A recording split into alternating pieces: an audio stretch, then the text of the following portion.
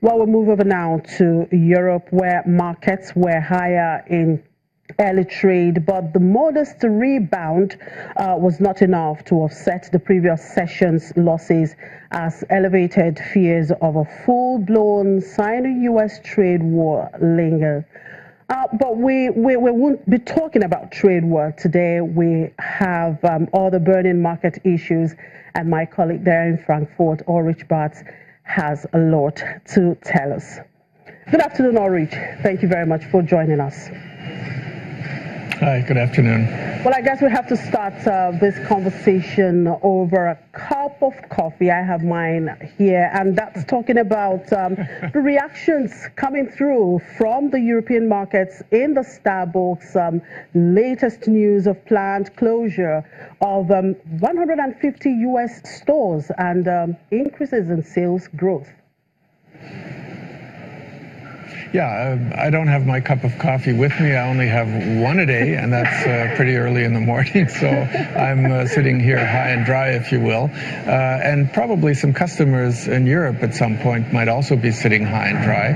Starbucks is closing 150 stores in the U.S., as you say, but there are also strong double store presences here in Europe as well. In Frankfurt here, right across from the stock exchange, there's a Starbucks branch, a store which is well frequented, and only about 200 yards down the road there's another Starbucks store, which my impression is not quite as frequented, but I don't look in there as often. Now the question is, of course, where do you gain more market share? When does it pay off to have a second store with so much competition around? Because not only here in Frankfurt, but of course in other cities as well, coffee stores, they're all over the place. And do you want to lose market share by closing a store?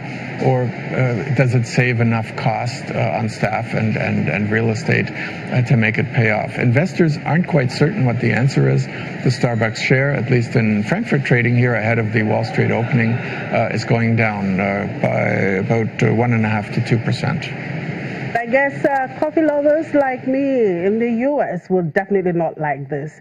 Anyway, let's look at other corporate news there. The 126-year-old General Electric has been kicked out of the 122-year-old Dow Jones Industrial Average Index. Is General Electric down and out? It's basically homeless, if you will, without a membership in the Dow. It's out in the street, if you will. Of course, it's still a member of the S&P 500, but that club is not as exclusive, and it doesn't give as much limelight. And of course, throwing out General Electric here has also had an effect on the share. It's going down, while Walgreens, which is replacing it, is going up. Walgreens is going up about 4% here in German trading ahead of the Wall Street opening. And investors couldn't have been surprised at this. There was lots of discussion that General Electric's market cap was no longer high enough to warrant its membership in the Dow. The share price tumbled tremendously. Already last year, it lost 37% in 2017. And since the beginning of this year, it's lost another 25%. Market value is still over $100 billion. That's more than a lot of German companies here in the DAX, but of course the DAX is a different story than the Dow. General Electric made some big mistakes after it was so successful at the turn of the century around there. It was the most valuable company in the world with a market cap of some $400 billion, but it's now much less successful, and that shows.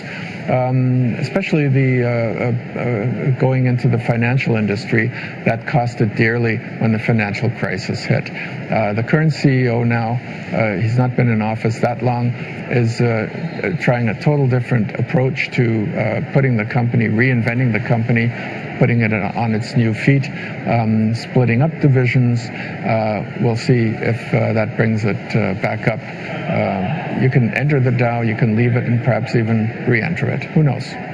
All right, let's talk a little bit of politics. How much of the troubles of Merkel's administration faces on immigration are filtering into the financial markets discourse at home? It's a huge worry. My impression is that among traders here in Germany, but also in Europe, it's the talk because you need a strong Europe in order to stand up to people like Donald Trump or to Vladimir Putin or to Xi Jinping in China, and to promote the interests of Europe, and a strong Europe needs a strong Germany. And so far, while Merkel has a lot of critics on the domestic side here in Germany, a lot of Europeans would like to see her continue, and the German business world and the people here in the stock market right around me here would also like to see her continue, because all in all, with all criticism, they see her as a guarantor for stability, also financial stability. So people are looking out for the developments. Just news today, there's going to be an EU meeting, a big EU meeting already on Sunday on migration policy. This, I think, being seen as an effort to shore up support for Chancellor Merkel. Well, thank you very much for your time, Ulrich. Enjoy the rest of the day, and see you tomorrow. And away from the markets and back here in Africa, in Mozambique, oil and gas regulator says exploration contracts for the nation's fifth licensing round in 2015, which awarded blocks to companies including ExxonMobil and Eni, are close to being finalized. Winners of the bidding round have awaited a new model for exploration and production concession contracts, which should be resolved by July. Once the contracts have been signed, Exxon plans to drill 2 wells and Eni at least 1 next year. And sanctions hit Russian aluminium producer Rusal has started shipping bauxite from its Diandian bauxite project in Guinea to its alumina refineries in other countries. Rusal, the world's largest aluminium producer outside China, has been hit by U.S. sanctions imposed on it and co-owner Oleg Deripaska in early April, a move that damaged the company's exports and internal supply chain. The company said it had completed the first stage of development of the Diandian bauxite deposit in Guinea, the world's largest, and started exporting the ore. Guinea is vital for Rusal, as the West African country accounts for 27% of the company's production of bauxite, the ore that is refined into alumina and ultimately smelted into aluminium. And in South Africa, the headline consumer inflation slowed to 4.4% year-on-year in May and 4.5% in April. On a month-on-month basis, inflation slowed to 0.2% in May from 0.8% in April.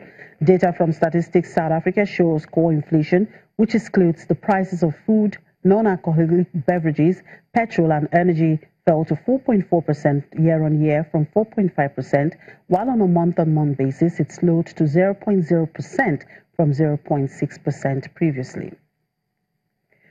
And still to come, agencies and government boost food aid as hunger persists in Burkina Faso. Details in a moment. Do stay with us.